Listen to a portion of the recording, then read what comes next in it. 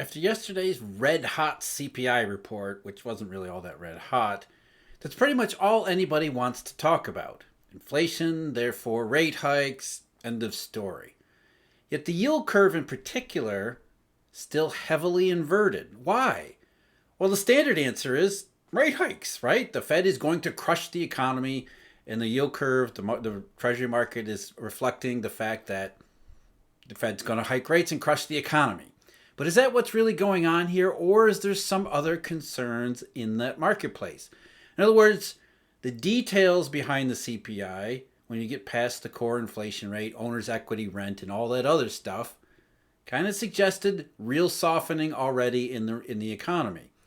However, that wouldn't be enough. Obviously, it isn't going to be enough to get the Fed to turn around. Yet the markets are absolutely certain as markets can be, that the Fed is going to turn around relatively soon. So how do we get from red hot CPI, where there doesn't seem to be any real thing that the Fed can hang its hat on and say we need to stop hiking rates and maybe start consider cutting them, to what the market is thinking that yes, even though you can't see it in the current inflation statistics, that is going to happen anyway. The list of suspects that are going to turn Jay Powell and the FOMC around is getting smaller and smaller. So we focus in on other things that could potentially disrupt the Fed's rate hike schedule, even if we can't see it in the current consumer price numbers. What are those things? Well, we'll get to that in a minute. I'm Jeff. This is Eurodollar University, and you know I'm going to talk about the channels now. If you're watching this on Emil Kalinowski's YouTube channel, you're going to want to go over to the Eurodollar University channel on YouTube. Find it easily. Search for it in the search bar. You're going to subscribe there if you need to, because after a certain amount of time, not too much longer, we'll be posting videos exclusively at the Eurodollar University channel. If you're listening to me on Apple or Spotify or one of the podcast outlets, you don't need to do anything. Everything's going to be the same there. So thank you for joining me. Again, I'm Jeff from Eurodollar University. Let's talk about overseas dollar swaps. That's what we're meaning. Because when you look at overseas dollar swaps, people really don't know what they are. They don't know how they work. And they certainly don't seem to understand how they don't work. And more importantly, why they don't work. Now, I've showed a bunch of evidence charts in recent episodes, including the one I did just this week, because the Swiss National Bank has brought these dollar swaps back to our attention. Last week, the Swiss National Bank reported a $3.1 billion in bids at its liquidity auctions. The Swiss National Bank holds regular weekly dollar auctions. Really, they call them dollar repos because it's kind of like a repo. You have to put up collateral, which is important. We'll come back to that later, in order to get the dollar funding from the Swiss National Bank, which the Swiss National Bank sources through these, what the Fed now today calls central bank liquidity swaps. I've always called them overseas dollar swaps. And as we'll see in a minute, back in the day, they used to call them foreign exchange swaps. So whatever they are, they're swaps. They come from the Federal Reserve Bank of New York to the Swiss National Bank. Swiss National Banks hold these weekly auctions, which basically nobody ever bids for dollars because supposedly things are going really well. Last week, 3.1 billion. People said, okay, Credit Suisse, they're having trouble. But no, it wasn't just one bank. There were 9 banks bidding for $3.1 billion. And then this week, the topic of our discussion so far, previous video and all that, double the amount, 6.27 billion, now with 15 banks bidding for funds. Now, 6.2 billion, not a whole lot of money, but the fact that there is anybody bidding in these swaps at all raises a bunch of red flags. And most people say, well, isn't that the point? If these banks can't get liquidity at the terms that they want from the private market, they're getting them from the Swiss National Bank through the Fed. Isn't that how these things are supposed to work? And the answer is definitively no. Use at these overseas dollar swaps tells you things are going wrong, not that they're about to be set right. Why? Well, let's back up here. We need to do a little bit of a historical review, and I'm going to go all the way back to April 2008 first. Set the scene a little bit. April 2008. Even go back further, 2003. The Federal Reserve changed the way it operates at what used to be called the discount window, and they now call it primary credit. They set the rate above rather than below because Walter Bagehot, old central banking doctrine, lend freely at high rates on good collateral. Those three things. Two of those are going to become very important. Essentially, the discount rate, the way it's supposed to work is that if banks are having trouble, they can't get access to the funds they need at the rates that they want, or the rates close to what the Fed wants, because the Fed wants money market rates to be somewhere around its target. If certain banks within that system are having trouble because the market's starting to have trouble, the Fed wants them to be able to go to what used to be called the discount window, now primary credit, and access funds. But they don't want banks going to the primary credit and funding all their activities, which is why you set a penalty rate. And so from 2003 into the 2008 crisis, that penalty rate was Fed funds target plus 100 basis points. In fact, the first thing the Fed did during the crisis was not cut the federal funds target in September 2007. In August of 2007, they reduced the penalty rate on primary credit. Why? Well, for a reason that you don't maybe realize. Primary credit, like the discount window, stigma. Nobody wants to go to prime. If you're a weak bank that's already experiencing funding issues, the last thing you want to do is show up on the Fed's H41, which means everybody knows you're in trouble, you're out of business the next day. So primary credit and discount window doesn't really work the way you think it does. Instead, what's supposed to happen is the Fed incentivizes other banks who are having no trouble funding to go to the discount window, access a little bit cheaper funding, or access a relatively decent funding there, basically cost-free to the bank involved here, the good bank involved here, who then takes the funds, even though they're borrowing them from the Fed at a higher penalty rate, and then re-lends them to other banks in the marketplace who don't want to show up on the discount window roster or the primary credit roster. So in other words, primary credit is supposed to work intermediating through dealer banks. And Citibank, the topic of our discussion in April 2008, was just one of those banks who was doing exactly that at the behest of the Federal Reserve. In fact, as this conversation goes, again, this is April 2008, looking back into 2007, a fellow by the name of Spence Hilton was recalling what was going on from his contacts or their staff contacts in Citibank. Here's the quote.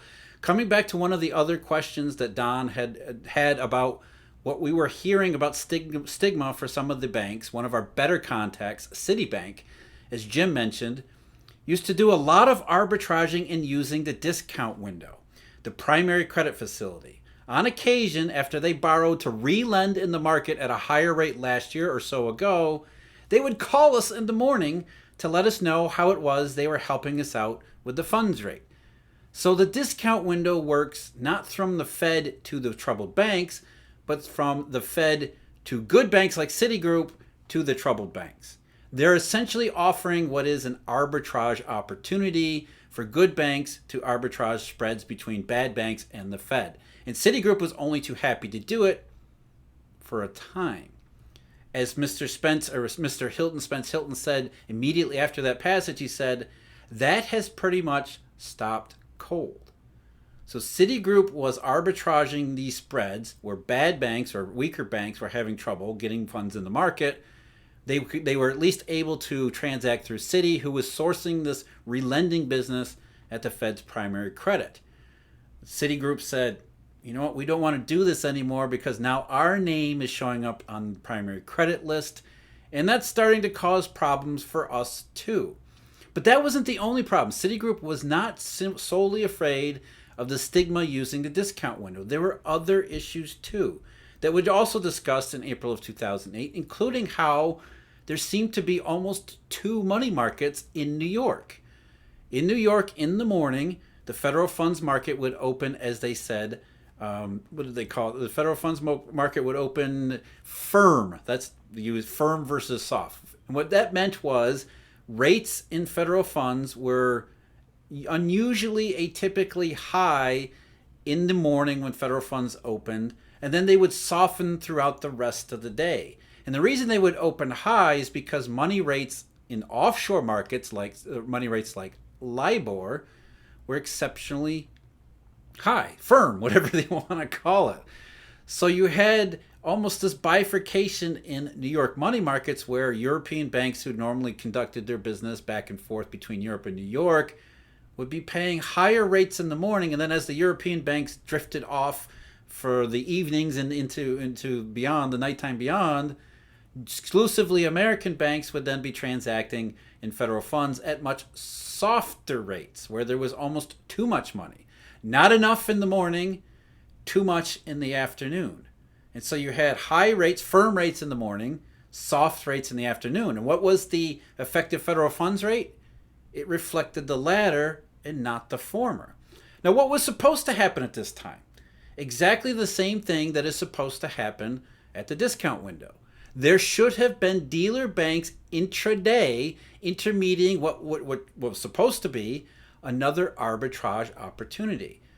You could borrow yesterday on a term fund if you were a New York bank at these softer rates in federal funds, and then relend them tomorrow morning to all these European banks who seem to be having dollar funding issues. But, again, the topic of our discussion here in April 2008, that wasn't happening either. Gary Stern, who was talking about this, said, hey, there's dollar swaps out there too. We've already done the overseas dollar swaps, these foreign exchange swaps. So there should be more intermediation here. There should be more banks, dealers taking advantage of the intraday arbitrage opportunities as they would have been doing previous, as Citigroup was doing in 2007, as many dealer banks had been doing before the 2007 crisis erupted in August of 2007. As Bill Dudley, our favorite character here, Bill Dudley responded to Mr. Stern, well, we're not seeing much arbitrage. And then Spence Hilton comes back in, we are finding a great reluctance to do intraday arbitrage. We're hearing this from banks that in the past would do that from time to time, which then led them into the Citigroup discussion that we just talked about. In other words, the interbank, intraday, intergeographical dealer system was breaking down. And so funds that may have been available here in certain parts of the Fed funds market or repo or over here at the Federal Reserve's window were useless because they could not move anywhere. The dealers who were responsible for moving money from one place to the next, for keeping spreads in line, for keeping money markets what seemed like monolithic holes. In other words, money markets before the crisis seemed to act as if a singular money market. Instead, they all started to break down and fragment because dealers did not and could not operate in the fashion that they were before. Citigroup didn't want to be stigma on the discount window. None of the dealers wanted to intermediate for these intraday air pockets and spreads and the illiquidity that were happening. Nobody seemed to want to take care of the massive spreads that they could have, the huge opportunities between American banks and European banks at the time. It was as if the whole dealer network shut down, regardless of what the Fed did, because it was the commercial bank dealers that made all the difference. As Mr. Dudley would finally realize in June of 2008, so just a couple months later, 2 meetings later, talking specifically about these overseas dollar swaps, in contrast to U.S. auctions, the bid-to-cover ratios, and when he says when he says U.S. auctions, he means the TAF auctions, the local liquidity auctions that were, by the way, oversubscribed and heavily subscribed by U.S.-based subsidiaries of foreign banks. So banks outside, primarily in Europe, were borrowing from the Fed that they could borrow from the Fed directly at these TAF auctions, because the TAF auctions, unlike the discount window, were anonymous. At least they were up until years later. So back to June of 2008, we've got TAF auctions, we've got overseas dollar swaps. In contrast to the U.S. TAF auctions, the bid-to-cover ratios in the ECB and S&B dollar swap auctions have risen sharply over the last 3 auctions. This likely reflects several factors, including the first one, a reduction in the willingness of U.S. banks to lend at term to European banks, due mostly to balance sheet constraints. Not stigma, balance sheet constraints. And this is June 2008. In June 2008, there was no Basel III, there was no HQLA, there was no SLR, there was no Dodd-Frank. Banks could still prop trade. In other words, dealer banks in June of 2008 were balance sheet constrained for their own factors. And what were those factors? It should have been obvious. Gross illiquidity that had led to the demise of Bear Stearns, along with several other high-profile, Carlyle, for example, essentially reminding the marketplace that there is a massive potential downside. The Fed thought Bear Stearns represented a victory. The marketplace took Bear Stearns as, holy crap, we could be wiped out. And of course, that's what happened eventually to other participants. The Fed's programs didn't work because all of it, all these money markets depend upon dealer banks to police and intermediate spreads in various parts and various pockets of what are really very different, very disparate money markets spread all over the world doing all sorts of things. You've got collateral, you've got different countries, you've got different banking systems, you've got rules and regulations and all sorts of stuff.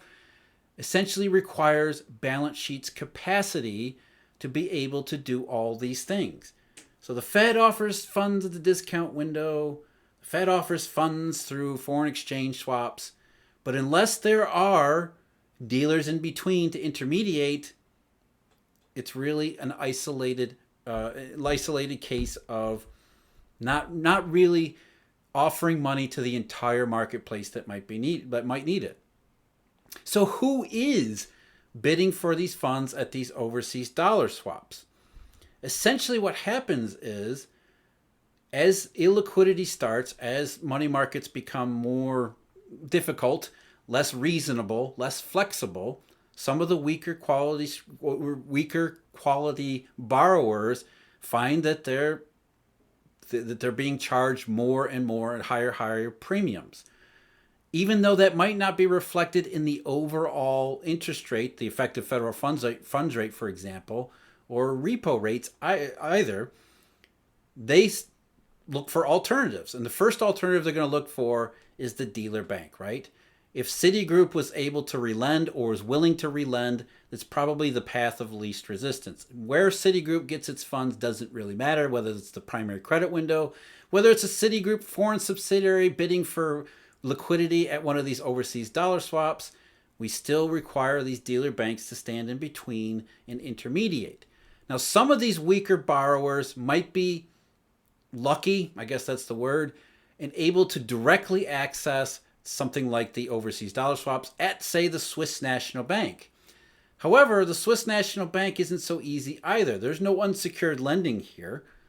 You have to have eligible collateral. Any eligible collateral that you would use at any Swiss National Bank auction in francs, you can post in these dollar auctions, dollar repos. But if you don't have that collateral, you're stuck being intermediate. You're stuck going to Citigroup, because Citigroup is probably the only option which will take lower quality collateral. So if you're finding yourself shut out of funding markets because you don't have the right collateral, reputation, whatever the case may be, and you're finding the rates that you're being charged on dollar funding go up and up and up, you don't really have any options unless Citigroup is willing to intermediate on your behalf.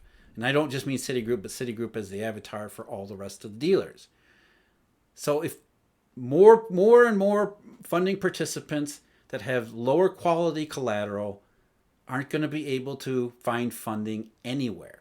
And here's the real thing. That doesn't show up in any of our statistics, right? Because what happens in SOFR? SOFR is only the best quality collateral. So as the marketplace shuns lower quality collateral, lower quality borrowers, more funds get channeled more narrowly into just the best quality collateral, leaving these other participants at the mercy of the dealers who don't want to intermediate because they are, Mr. Dudley, balance sheet constrained. And they're balance sheet constrained not because of regulations, but because of risk perceptions, mathematics, VAR, any of the number of balance sheet mechanics that actually go into real money making. So what we see when dollar swap balances go up like they have this year, what we're seeing is the system telling us it's starting to go wrong. Those with eligible collateral obviously are having trouble finding funding. They're seeing their funding rates go up. So they're accessing these dollar swaps at the Swiss National Bank because it offers them somewhat of a lower rate. But what we don't know and what we don't see, but we can infer, is all those who can't participate in the dollar swaps. So what the dollar swaps tell us is that funding irregularities have gotten so bad or so far that it's causing some participants to start to turn to alternatives like these dollar swaps programs. That is why when you see dollar swaps go up, it's not a good sign. It's a bad sign. That's a sign that things are starting to get really rough, that companies, banks are looking for alternatives, and they're not finding them. They're not likely finding them in the usual places, which are their dealers. And it also tells us when dollar swaps go up, that it's likely the dealers are getting a little risk averse themselves. And it may be they're finding that there's an alternative there too, which is one reason, like in 2011, as well as in March 2020, hardly anyone accessed these dollar swaps until the Fed reduced the penalty rate on them. That's an important point I don't have time to go into today, but it goes along with the rest of the story here. The whole system depends upon dealer bank intermediation, not Federal Reserve programs. The Federal Reserve programs, any use in them is essentially a sign that there's trouble outside in the rest of the funding marketplace. So even though 6.27 billion at the Swiss National Bank is a drop in the bucket, the fact that it's not zero raises all sorts of warning flags, as does everything else that we've seen, including low SOFR rates at the end of last year, low T-bill rates, massive use of U.S. Treasuries, and a spike in the U.S. dollar. All of these things combined tell us exactly what they told Mr. Dudley in June of 2008, due mostly to balance sheet constraints. There is a reluctance in the money markets to do what money markets are supposed to do. There must be, from that we can infer, there must be a reluctance of dealer banks to do what dealer banks are supposed to do, which is the actual money. What is it he said? That has pretty much stopped cold. Now, I wouldn't go so far as to say that of October 2022. Maybe it hasn't stopped cold, but it has been stopped as much as it used to. So dollar swaps, not a good sign. Thank you for watching. I'm Jeff from Eurodollar University. Thank you again to, as always, to all the Eurodollar University members. If you're interested in becoming one, go to eurodollar.university. Check it out there. See what the exclusive videos where we actually go into the nitty-gritty details of how these monetary systems work, how important dealers are, and we're just getting into the real fun stuff about collateral and derivatives, synthetic repo, global reserve currencies, and how really there isn't a spot for the Fed to fit into all this. That's at Eurodollar University, eurodollar.university. Also, you can check out research that we have available, marketsinsiderpro.com. Also, the other subscriptions available. Again, check out eurodollar.university. One more time, thank you to all the members, and I'll see you again next time.